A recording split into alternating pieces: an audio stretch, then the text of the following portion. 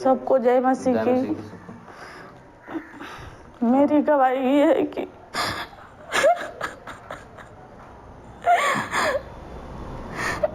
मेरे पति का तबीयत बहुत खराब था, वो भगंदर हो गया था और डॉक्टर ने कई बार ऑपरेशन किए और वो ठीक नहीं हो रहा था। किसी ने बताया कि प्रभु में जाओ और चंगे हो जाओगे। डॉक्टरी में जाते थे और डॉक्टर ने कई बार ऑपरेशन कर दे रहा था और ठीक नहीं हो रहा था। 1-1.5 लाख रुपए लगा दिए तभी भी ठीक नहीं हो रहा था। हम लोग के पास पैसा नहीं था, किसी से उधार लेकर कान में कर बेचकर और प्रभु के भवन में गए और प्रार्थना किए और चंगे हो गए। और वहां से आए घर पे तो पापा का तबीयत खराब हो गया था और शैतान ने उनको मार दिया और बोला था कि तुझे भी, और इनके ऊपर आ गया, बोला तुझे भी मारेंगे। उसके पहले मेरे देवर को भी मार दिया, उनका खून की उल्टी करके शैतान ने मार दिया। मेरा तबीयत खराब से 1 साल पहले मेरे भाई को मार दिया।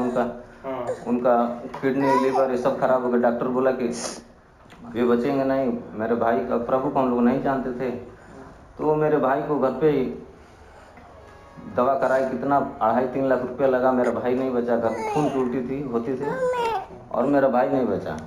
उसके बाद से उससे 6 महीने के बाद हमारा तबीयत खराब हो गया।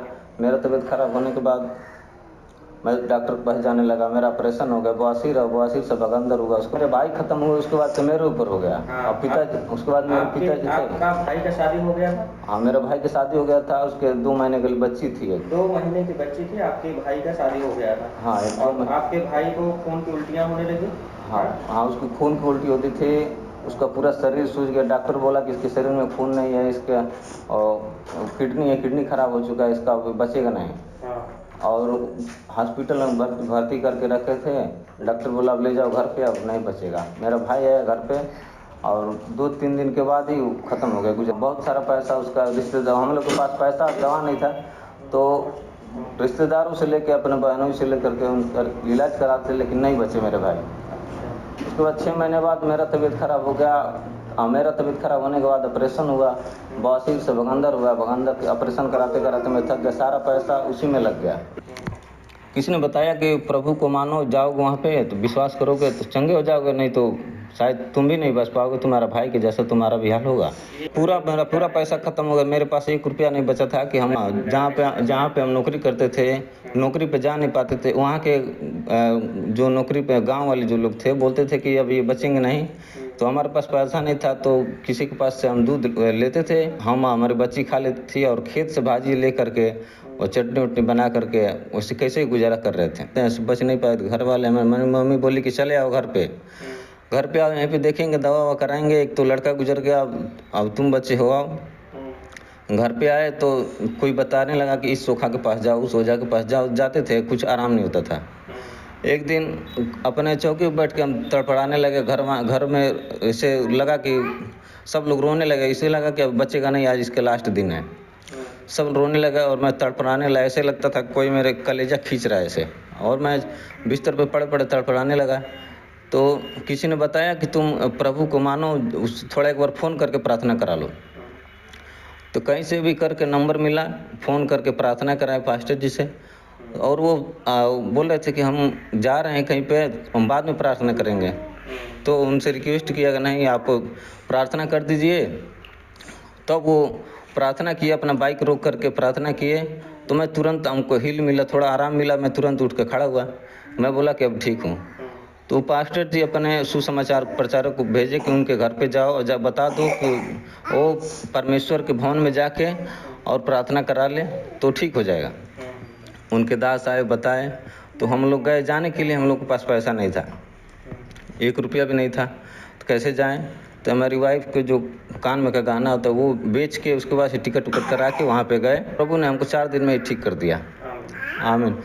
तो हम बोले अपनी मम्मी से कि अब चलते हैं घर पे। हमारी मम्मी, हमारी वाइफ, बच्ची और हम 4 लोग गए थे।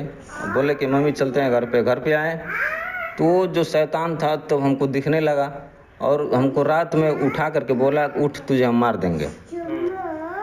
अब सपने में ही मैं देख रहा था, तो मैं बोला कि तू नहीं मार सकते, मुझे मेरा परमेश्वर जो है वो हमको बचा लिया।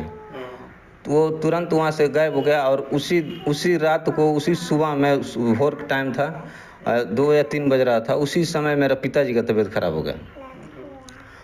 और पिताजी का तबीयत खराब हो गया, लेके हॉस्पिटल में गए। उस दिन मेरे पापा को वो मार दिया। मेरे पापा तो ठीक थे, मेरे पापा को मार दिया।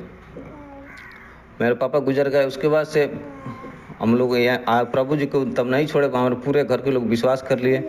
और प्रभु जी को विश्वास करने के बाद पूरे घर के लोग प्रभु जी को मानने लगे। फिर भी 3-4 महीने तक हमको बहुत परेशान किया, 3-4 महीने तक परेशान किया। फिर हम श्रवण भैया का यूट्यूब में देख रहे थे मोबाइल में, तो उनका नंबर था यूट्यूब में, तो उनके पास हम फ़ोन किए यूट्यूब से निकाल के। बोले भैया हम आपके भवन में आना चाहते हैं। तो बोले कि आइए। तो उनके पास फ़ोन करके उनके पास गए। जब फ़ोन करके गए तो हमारा उस समय भी बहुत तबीयत ख़राब था, इतना ज़्यादा बुखार था, दवाई काम नहीं कर रहा था। वहाँ पे गए विक्रमपुर चर्च में। निकालो थोड़ा सर, निकालो जल्दी। अभी इसकी हालत देख सकते हो, अगर ये परमेश्वर में नहीं आता, ये देखो पूरा शरीर भर फोड़े, इतने बड़े बड़े शरीर फोड़े हो गए थे कि बचने की उम्मीद नहीं थी। पर वाह हरे परमेश्वर, उसके हाथों में, उसके पैरों में इसीलिए खीले ठोके गए, इसीलिए वो परमेश्वर के शरीर के ऊपर कोड़े बरसाए गए, ताकि वो परमेश्वर उसी लहू के द्वारा हमको चंगाई दे और छुटकारा दे। आमीन। जाने के बाद भैया ने प्रार्थना किया तो शैतान हमारे ऊपर आ गया और बोलने लगा कि हम इसको नहीं छोड़ेंगे, इसको भी मार देंगे, इसके पिता को मार दिए, इसके भाई को भी मार दिए, पूरे खानदान को हम ख़त्म कर देंगे।